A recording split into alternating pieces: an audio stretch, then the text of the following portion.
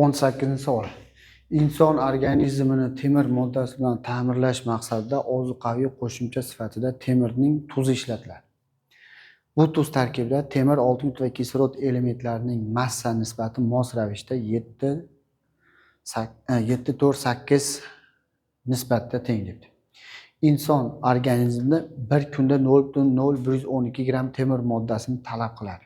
Ya'ni o'zlashtiradi demoqchi. Organizmda temirni o'zlashtirishi 10%. Ya'ni iste'mol qilingan temirni faqat 10% ni o'zlashtiradi. Bir oy, ya'ni 30 kun davomida inson qancha milligram qo'shimcha ozuqaviy temir moddasini qabul qilishini toping degan savol. Demak, biz bir kun davomida 0,0112 gram temir moddasini organizmimiz talab qiladi, ya'ni qabul qiladi. Bu umumiy o'zlashtirilgan temirni, ya'ni iste'mol qilingan temirni 10% ni qabul qiladi. Qolganini qabul qilmaydi. Ya'ni o'zlashtirmaydi, qonga shimilmaydi. Demak, 100% qancha temirli modda, ya'ni temir qabul qilinsa, shuni 10% qabul qilgan bo'ladi. Ya'ni qancha temir moddasini iste'mol qilsak, shuni 10% mana buncha bo'ladi deymiz. Ya'ni 0,112 100 ko'paytirib 10 ga bo'lsa 0,112 gram temir moddasini qabul qilish kerak, bir kunda iste'mol qilish kerak.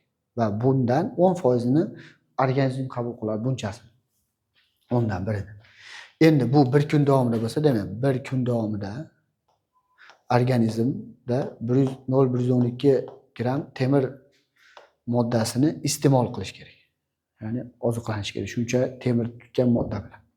30 kunda qancha temir tutgan moddani iste'mol qilish kerak desa, 30 ga ko'paytirsa, bu 0 bu yoqqa suradi. 1,12 ni 3 ga ko'paytirgan bo'ladi. Ya'ni 3,36 gram temir moddasini iste'mol qilish kerak odam 30 kun davomida. Endi bu temir moddasi qancha tuz tarkibida bo'ladi?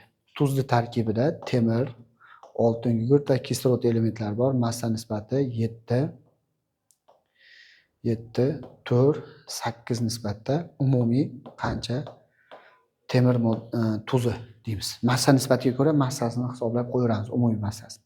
Qo'shsa 19 gramda massa jihatdan temir moddasida 7 gram temir bor. Bizda 3,36 gram temir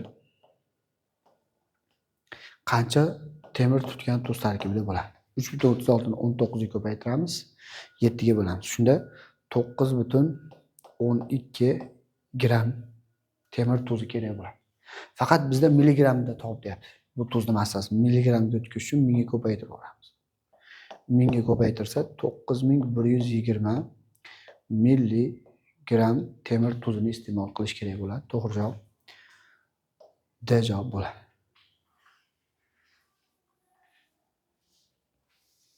Xo'sh, yana bir ma'lumot. Bu temir tuzini formulasini top deb qolish ham mumkin. Shuni ham ishlab qo'yaylik. Qaysi tuzligini top.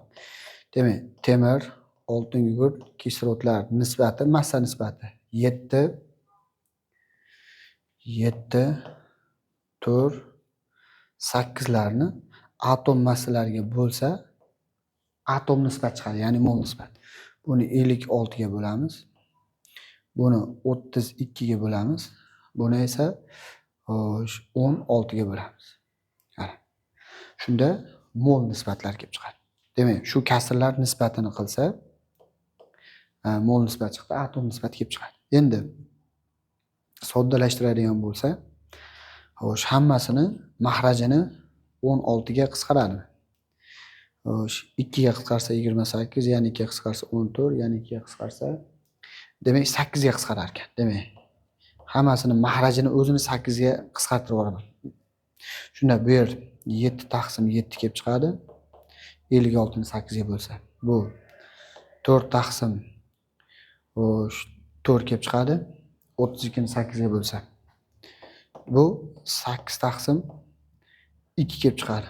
16 ni 8 ga bo'lsa, demak, mahrajini 8 ga qisqartirib yubordim. 8 ga bo'lsa, buni ham 8 ga bo'lsa, buni ham 8 ga bo'ldim. Qisqasi 8 ga bo'lib chiqdim hammasini. Shunda kasrning ma'nosi o'zgarmaydi, mana nisbat ma'nosi.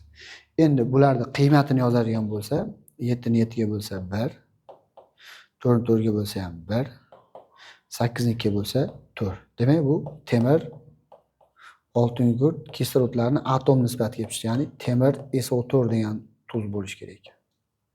Temir 2 sulfat tuzdan iste'mol qilish kerak.